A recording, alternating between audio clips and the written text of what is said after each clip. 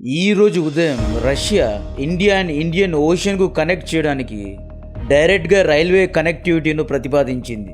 ఇక్కడ చాలామందిలో వచ్చే అనుమానం, మధ్యలో పిఓకే ఉంది కదా, పాక్ దీనికి ఒప్పుకుంటుందా? పిఓకేను భారత్ స్వాధీనపరుచుకుంటుందా లేదా అది సపరేట్ దేశంగా మారుతుందా? అసలు ప్లాన్ ఏంటి అనే డౌట్స్ చాలామందిలో ఉన్నాయి. Already international north south multi modal project కడుతున్నారు కదా, చాబహార్ పోర్ట్లో పెట్టుబడులు పెట్టారు. మళ్ళీ రైల్వే ట్రాక్ ఎందుకు?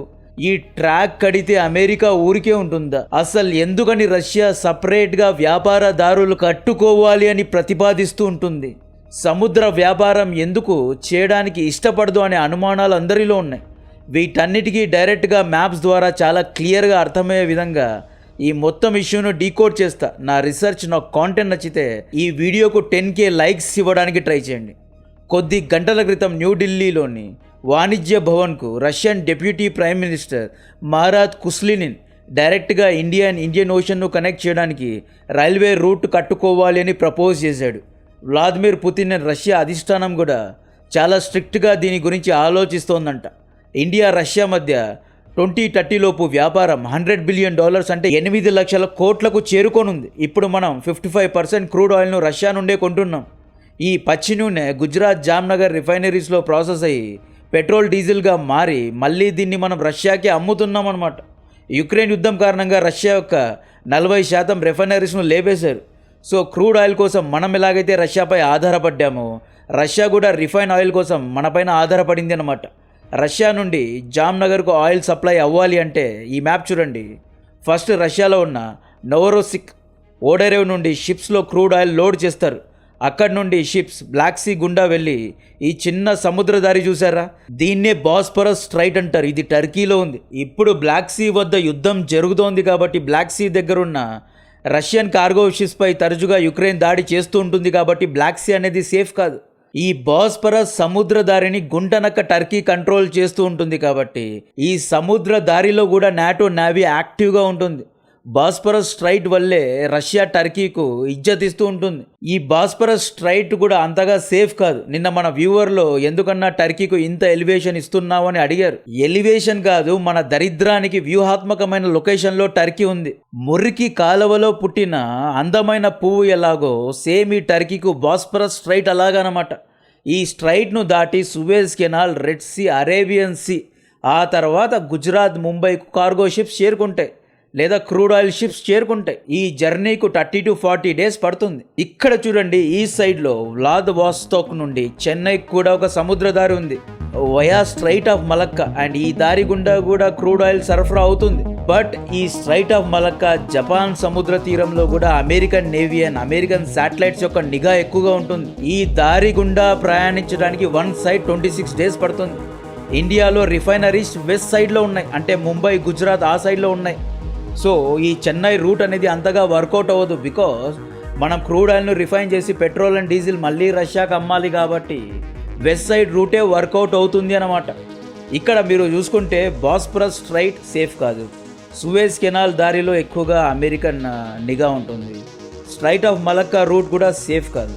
మనం ఆల్రెడీ రష్యా, ఇరాన్తో కలిసి international north south economic corridor అని చెప్పి రైల్ టు పోర్ట్ అనే ఒక దారిని కడుతున్నాం. ఈ దారిలో కార్గో షిప్స్ లేదా క్రూడ్ ఆయిల్ షిప్స్ అనేవి ముంబై పోర్ట్ నుండి ఇరాన్లో ఉన్న చాబహార్ పోర్ట్కు బై సీ వెళ్తాయి. అక్కడి నుండి వయా ట్రైన్ ఆఫ్ఘనిస్తాన్కు చేరుకుంటాయి, వయా రోడ్ అజర్బైజాన్కు చేరుకుంటాయి, అక్కడి నుండి రష్యాకు కనెక్ట్ అవుతాయి అన్నమాట. ఈ ప్రాజెక్ట్ ఆల్రెడీ పైప్ లైన్లో ఉంది. రీసెంట్గా చాబహార్ పోర్టుపై USA దాడి చేసింది. ఇరాన్ యుద్ధంలో కూరికిపోయి ఉంది. అజర్బైజాన్పై కూడా 100% టారిఫ్ పడ్డాయి. అండ్ ఈ ఇరాన్, ఇజ్రాయెల్, USA యుద్ధంలో చాలా వరకు ఇంటర్నేషనల్ నార్త్ సౌత్ కారిడార్ యొక్క ఇన్ఫ్రాస్ట్రక్చర్ దెబ్బతినింది. ఇది కూడా సేఫ్ కాదు.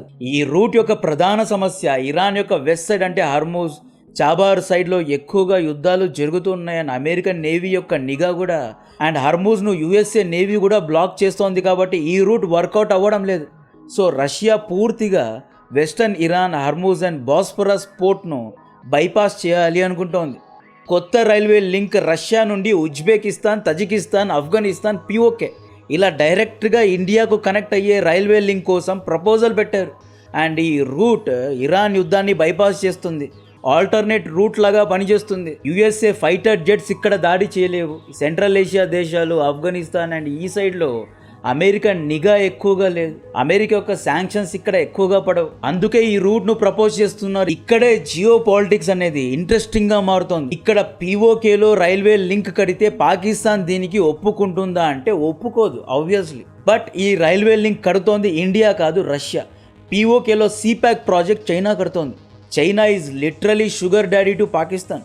రష్యా చైనా యొక్క క్లోజ్ యాలీ. చోటా అబ్బు చైనా చెబితే డెఫినెట్గా పాకిస్తాన్ వినాలి. సో రష్యా చైనా ద్వారా పాకిస్తాన్ను ఒప్పించవచ్చు. ఇప్పుడు పీఓకేలో పెద్ద ఎత్తున ప్రొటెస్టులు జరుగుతున్నాయి. పాక్ యొక్క జాక్ కమిటీ డిమాండ్స్ కనుక ఒప్పుకున్నారే అనుకోండి, పీఓకేలో ఇస్లామాబాద్ తమ పట్టును కోల్పోతుంది. మేబీ రష్యా అండ్ చైనా డైరెక్ట్గా పీఓకేలో ఉన్న ప్రభుత్వంతో ఎంగేజ్ అయ్యి రైల్వే ప్రాజెక్ట్ను కట్టినా కట్టగలరు. మనం పీఓకేను ఆధీనం చేసుకుంటున్నామా అంటే అవసరం లేదు. మనకు పీఓకే ఎందుకు కావాలి? పీఓకేలో 70 లక్షల ప్రజలు ఉన్నారు. అందులో ఎంతమంది సామాన్య ప్రజలు ఉన్నారో, ఎంతమంది ఉగ్రవాదులు ఉన్నారో అనేది ఎవరికీ తెలియదు. యాక్చువల్లీ మనకు పీఓకే ఎందుకు కావాలి? సెంట్రల్ ఏషియాతో వ్యాపారం చేయడానికి, ఆఫ్ఘనిస్తాన్తో కనెక్ట్ చేయడానికి, రష్యాతో కనెక్ట్ చేయడానికే మనకు పీఓకే కావాలి. ఒకవేళ రష్యా చైనా ద్వారా పాకిస్తాన్ను ఒప్పించి పీఓకే భూభాగాన్ని తీసుకొని ఇండియాతో డైరెక్ట్గా ఒక రైలు మార్గాన్ని కట్టింది అనుకోండి, ఈ రైలు మార్గాన్ని మనం సెంట్రల్ ఆసియాతో వ్యాపారం చేసుకోవడానికి వాడుకోవచ్చు అన్నమాట. ఈ రైల్వే ట్రాక్ అనేది విన్ విన్ డీల్ లాంటిది ఇండియా అండ్ రష్యాకు. ఒకవేళ రష్యా ప్రపోజల్కు చైనా ఒత్తిడికి పాక్ ఒప్పుకోలేదు అంటే వాళ్ళు గుర్తుపెట్టుకుంటారు. మేము చెప్పినట్లు వినకుండా నువ్వు అమెరికాకు కొమ్ము కాస్తున్నావు అని చెప్పి పాకిస్తాన్ను సైడ్ చేయగలరు. ఇమ్రాన్ ఖాన్, షెహబాజ్ షరీఫ్ ఇన్ని రోజులు రష్యా నుండి చీప్ ఆయిల్ మేము కొంటామన్నారు. రీసెంట్గా ఎస్సీఓ సమావేశంలో కూడా షెహబాజ్ షరీఫ్ డైరెక్ట్గా 1-on-1 పుటిన్తో మీటింగ్ చేసేమన్నాడు. I want to engage with Russia నుండి చీప్గా ఆయిల్ కొనాలి అని మేము అనుకుంటున్నాం అన్నాడా లేదా? అలాంటి వ్యక్తి ఇప్పుడు రైల్వే లింక్ కోసం రష్యాకు కనుక పీఓకేలోని కొంత భూభాగాన్ని, అంటే పీఓకే మొత్తం అవసరం లేదు, కొంచెం ఒక రైల్వే ట్రాక్ కొంచెం స్పేస్ ఇస్తే చాలు, అందరికీ ఇది లాభదాయకమైన ప్రాజెక్ట్ అవుతుంది. అండ్ ఈవెన్ పాకిస్తాన్ కూడా ట్రాన్సిట్ ఫీ కలెక్ట్ చేసుకోవచ్చు. దీనివల్ల పాకిస్తాన్ ఎంతో డబ్బును సంపాదిస్తుంది.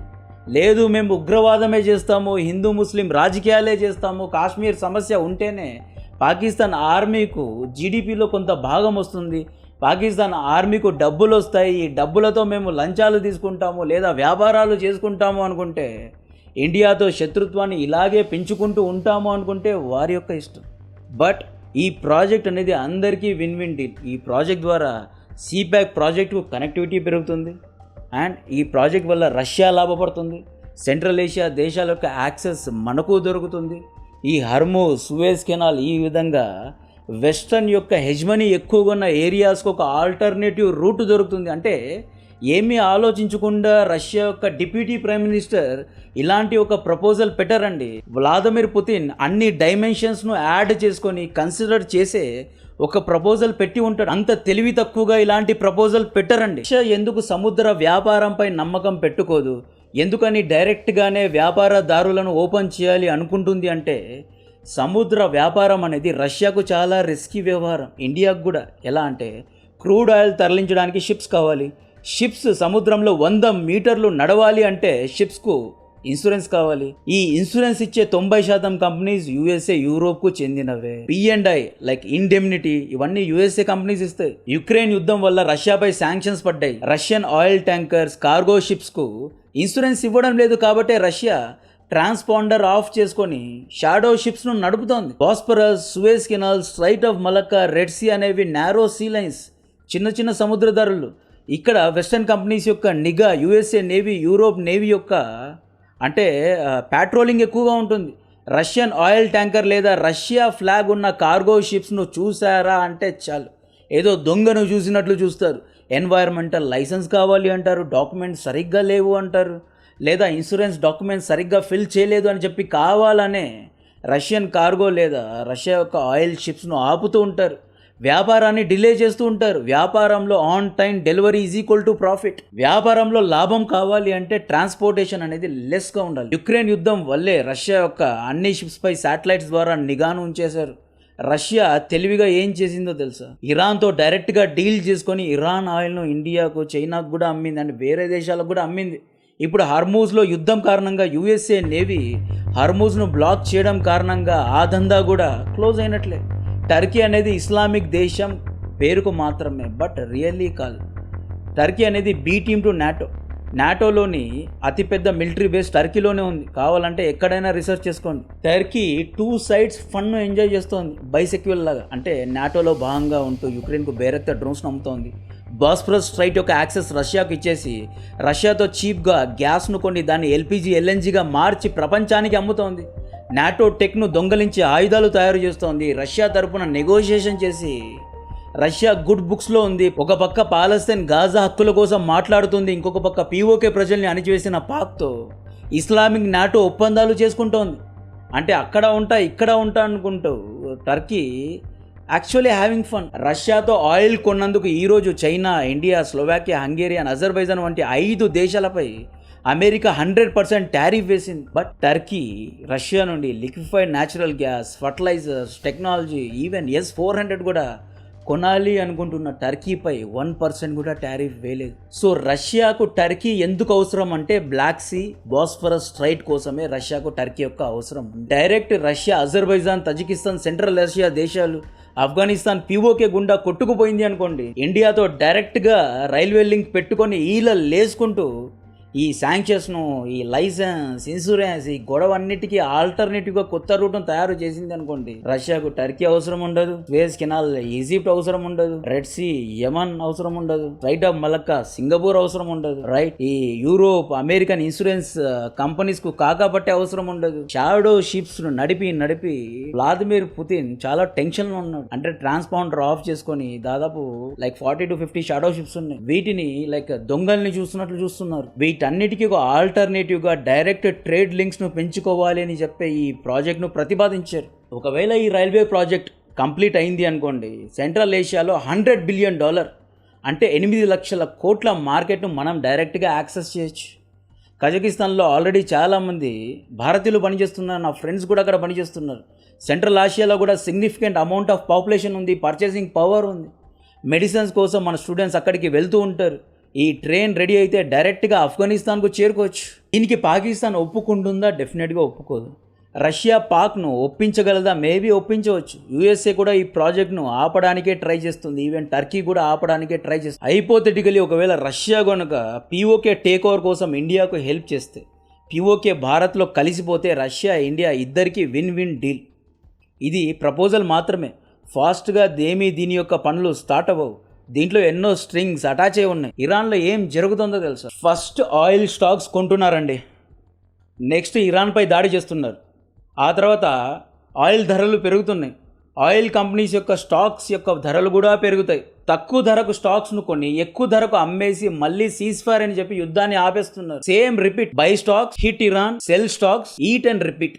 ఇదే జరుగుతోంది. ఈ నాన్సెన్స్ నుండి ప్రజలు అంటే హ్యాపీగా ఉండాలి అంటే ఈ డొనాల్డ్ ట్రంప్ అయిన కొడుకుల వ్యాపారం, ఈ క్రిప్టో, ఈ స్టాక్ మార్కెట్ వ్యాపారాల నుండి మనకు విముక్తి కలగాలి అంటే డెఫినెట్గా ఇలాంటి ఆల్టర్నేటివ్ రూట్స్ను ఇకనైనా కనుక్కోవాలి అండ్ కోఆపరేటివ్గా అందరూ పనిచేయాలి. సో దీని గురించిన మరిన్ని డీటెయిల్స్ ఇస్తూనే ఉంటా. కాంటెంట్ నచ్చితే వీడియోను లైక్ చేయండి, ఛానల్ను సబ్స్క్రైబ్ చేసి అందరికీ షేర్ చేయండి. జై హింద్.